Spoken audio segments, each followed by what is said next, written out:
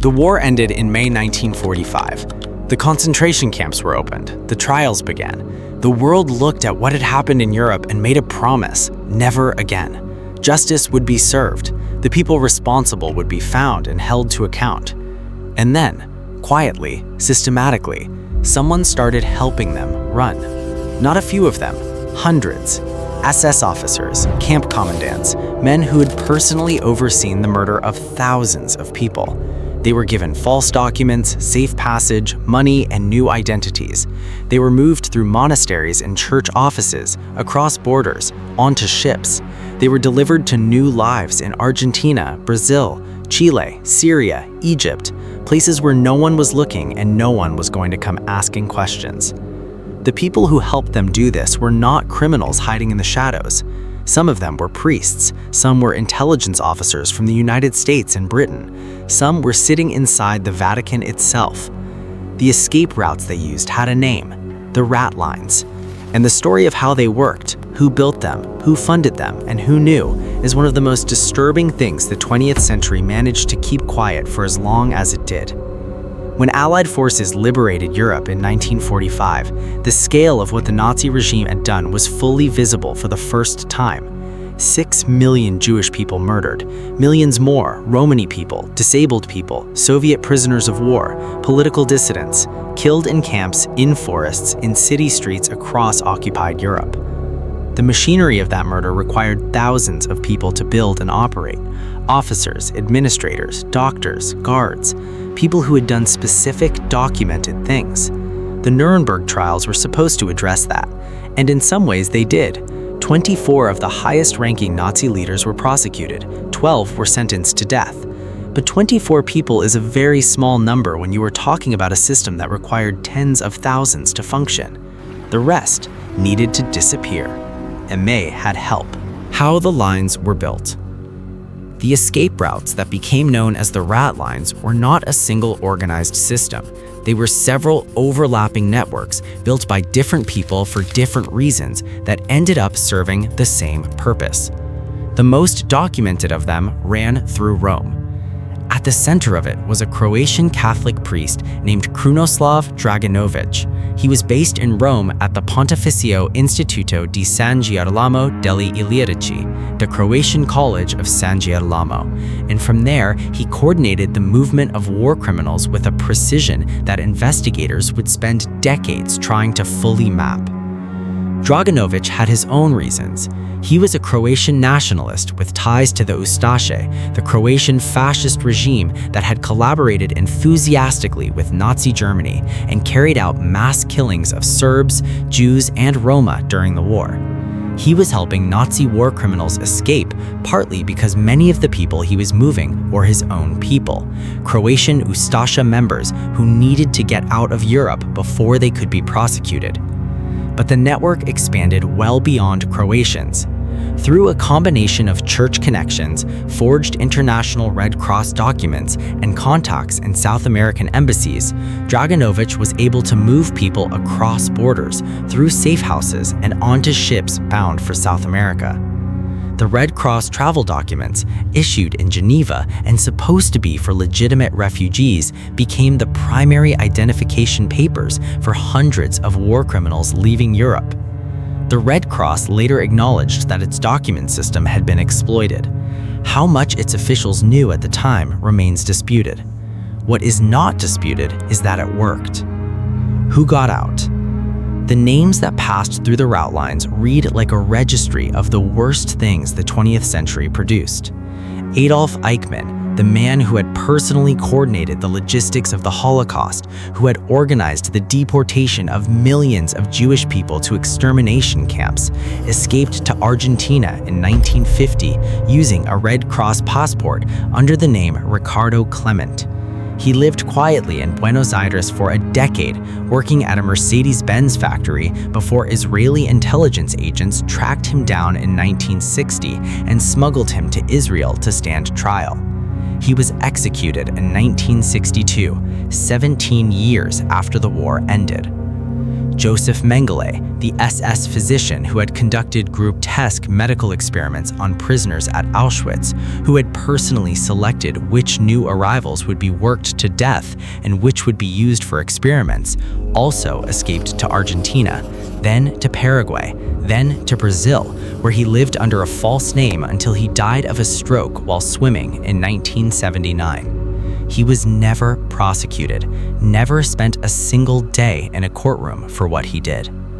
Franz Stangl was the commandant of Treblinka, the extermination camp where approximately 900,000 people were killed. He escaped to Syria, then to Brazil. He was eventually tracked down and extradited to West Germany in 1967, tried and sentenced to life imprisonment. He died in prison in 1971, 1 year after his conviction. These are the famous names, the ones that investigations eventually uncovered. The ones who were never found are impossible to count. The American angle. Here is where this story becomes something more than a history of escape routes. After the war, American intelligence, first the OSS, then the newly formed CIA, began recruiting former Nazi officers and intelligence operatives for use in the Cold War against the Soviet Union.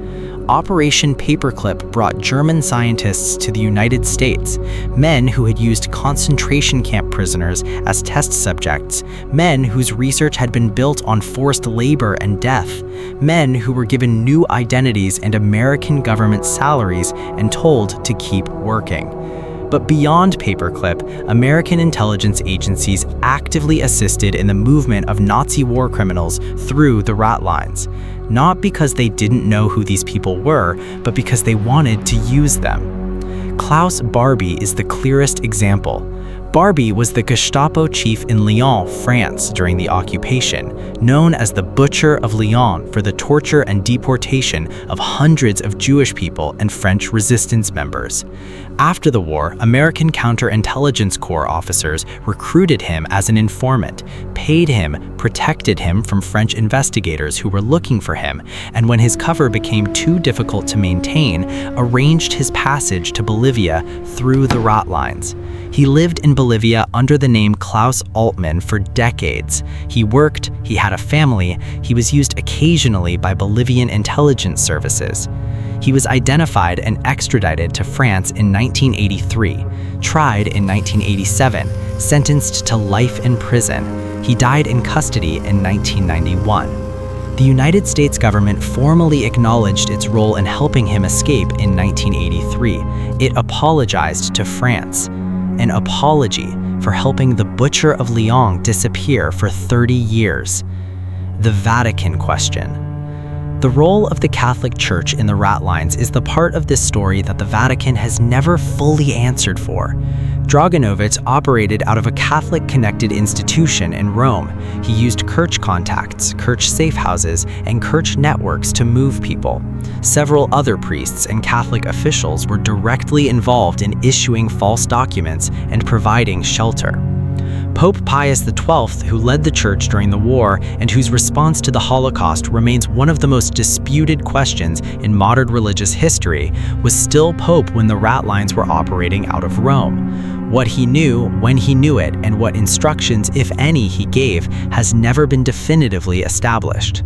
What is established is that the infrastructure of the Catholic Church in Rome was used to help war criminals escape, and that this happened with the knowledge of at least some officials at senior levels.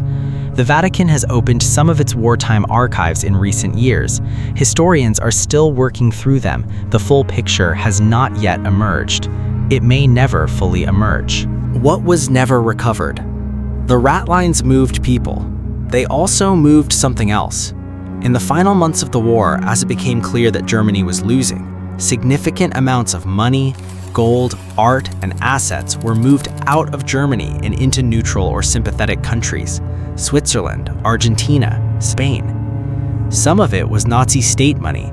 Some of it was looted from Jewish families and communities across occupied Europe.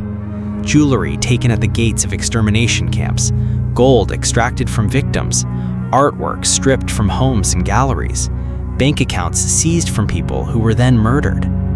Some of that has been recovered and returned over the decades since. Much of it has not. It is sitting somewhere, in a private collection, in a bank account whose origins have been quietly forgotten, in a house belonging to someone who does not know or does not want to know where their inheritance actually came from. The people who fled through the rot lines took stolen lives with them, and not everything that was taken has ever been given back. The haunting thought. In 1945, the world said never again. It said it loudly, and it said it sincerely. The trials, the documentation, the photographs, the testimonies, all of it was supposed to be the proof that this time accountability was real, that the people responsible would face what they had done. And then the same world that made that promise quietly helped hundreds of those people walk out a side door. American intelligence agencies, Catholic Church officials, Red Cross document systems, South American governments, a network of individuals and institutions that looked at men who had supervised the murder of hundreds of thousands of people and made a calculation. Thousands of others whose names we never learned lived out full, quiet lives somewhere, as neighbors, as fathers, as old men who died in beds surrounded by people who either didn't know or didn't ask. Never again, the world said, and meant it, and then did it anyway. That gap between what we say we stand for and what we actually do when it costs something is not a lesson from history. It is a warning about right now.